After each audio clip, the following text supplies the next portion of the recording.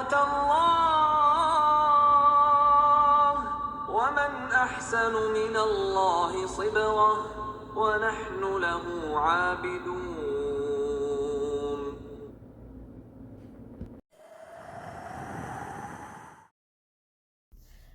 Assalamu alaikum wa rahmatullahi wa barakatuhu, my dear children. Who is it that you love the most in the whole wide world? Is it your mom and your dad? Is it your grandparents or your baby brother or sister? Prophet Muhammad sallallahu alaihi wasallam said, "The one who has these three things has tasted the sweetness of Iman." Number one, that Allah and His Messenger should be the most beloved to them, that they should love people for the sake of Allah, that they should hate to go back to disbelief like they hate being thrown in the fire. Allah subhanahu wa ta'ala is Al-Wadood, the most loving. He is also the creator of love. He is the one who has given you your parents and siblings and grandparents and your friends and teachers and all those whom you love and who love you. He has put their love in your heart and shown you ways to love them by buying them gifts and smiling and being kind to them with your words and actions. So, Allah subhanahu wa ta'ala should definitely be the one we love the most ever and always. What does it mean to love someone for the sake of Allah? It means you want for them the same things you want for yourself.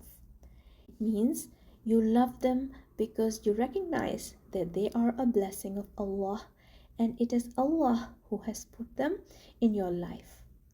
You love them in a way that is pleasing to Allah and you take care of them, expecting a reward from Allah. You offer them help when they are doing good things and you advise them about what pleases Allah Ta'ala. Allah Ta'ala is Al-Wadood, the most loving, and we must not love anyone more than Him. And we must do things that Allah loves and stay away from those actions that Allah does not love. So how can we get the love of Allah Al-Wadood? Allah Ta'ala tells us in the Quran that He loves the doers of good. He loves Al-Muhsineen. So do whatever good you do, but do it in the most excellent way.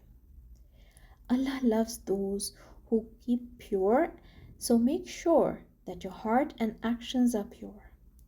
Make sure that you have good thoughts, your clothes are pure, and you do wudu nicely. Allah loves those who are patient, so have patience. Don't get irritated and angry easily. Don't fidget when you're sitting down and get annoyed with people. Allah also loves those who trust Him, so we should trust Him. There are also those people who Allah Ta'ala mentioned in the Quran that He does not love them. Who does Allah not love? Allah Ta'ala does not love those who cross limits and get out of control and do things that He has told us not to do. Allah Ta'ala does not love those who cause corruption and spread evil. Allah does not love those who disbelieve and those who do wrong. Allah Ta'ala does not love those who are cruel. So we should definitely not do any of these things because these are very, very bad things. What else should we do to get the love of Allah Al-Wadood? We should follow Rasulullah sallallahu alaihi wasallam's teachings and his sunnah because Allah loves those who follow the sunnah. He loves those who worship Him in the way that He has told us to worship Him. He loves those who are consistent in the obligatory ibadas. Rasulullah sallallahu alaihi wasallam told us that whoever is pleased to love Allah and His Messenger or to be loved by Allah and His Messenger, let him be truthful when he speaks. Let him fulfill the trust to whom it is due, and let him treat well anyone who would be his neighbor. So, being truthful and being trustworthy and being good to your neighbor is something that will earn you the love of Allah.